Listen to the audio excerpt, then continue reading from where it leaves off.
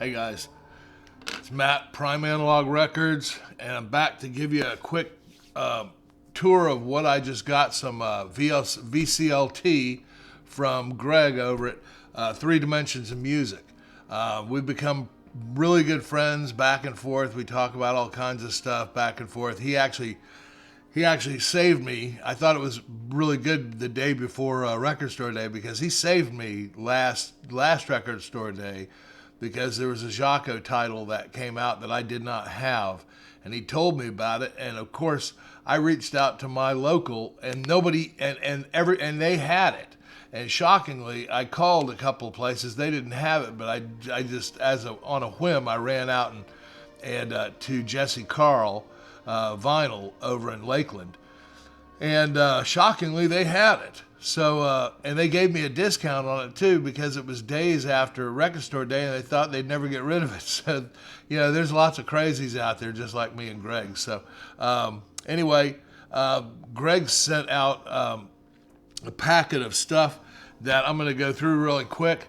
I'm not going to go through this fakery of surprise and opening boxes and stuff. He knew I'd like this stuff, and no, I had none of it. And I'm going to tell you what I thought of it. There's only one album in here that I have not listened to yet. It's just because of time constraints and things like that. But first one is let me put my glasses on real quick.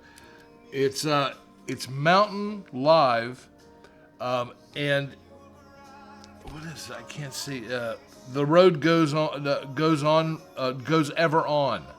It's on Windfall, and it's really great. It's stoner rock, and I don't listen to that stuff a whole lot. I haven't listened to stoner rock in, golly, probably back when I was stoned on this stuff, back when in the 90s. But it's actually really good. I mean, it really took me back. And there's another one from Mountain. It's called Flowers of Evil. And it's just really great. It's a lot of fun to listen to. And I mean, it's fun to kick back, have a drink, and just kick back and listen to it.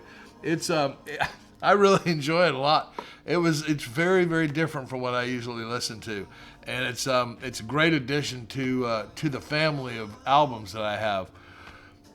Now this is stuff that is right in my wheelhouse, and I sadly do not have any of Jean-Luc Ponty's albums, but this is called Mystical Adventures.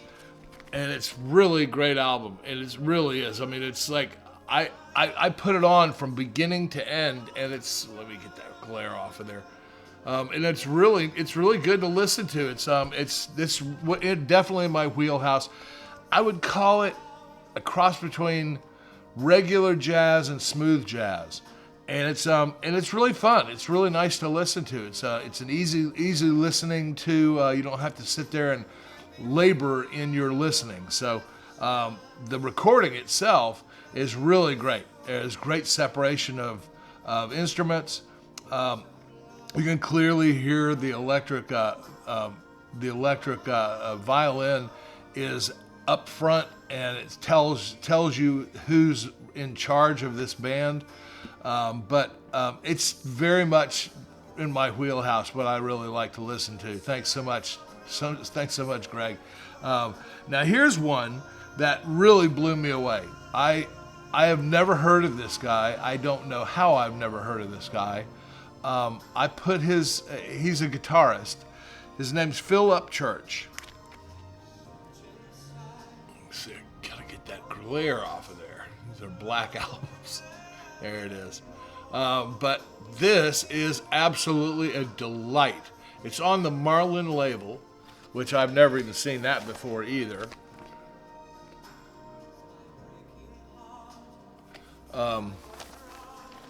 And he ultrasonically cleaned all these, so they're beautiful. They're clean as a whistle. And when I started listening to this, I had flashbacks of Jonathan Butler and Earl Klugh, and most importantly, George Benson. And I sat there and I was listening going, because I wanted to give it a, I don't want to really remember me talking about digging into the credits.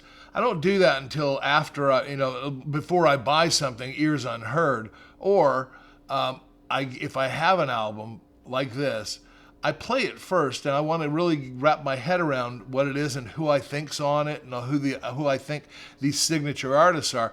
Well, this guy's got them all on there, and this is an absolute great album. I'm telling you, this is the best one to me that Greg sent me. It's absolutely a delight, and the funny part is, I told you it was, I told you it sounded like George Benson, mixed up with other people. Well, George Benson actually produced the album. So there you go. That tells you quite a bit about it. But I really love it. So the only one that I have not listened to, and it's called Tommy Tuh, and it's called Cosmos.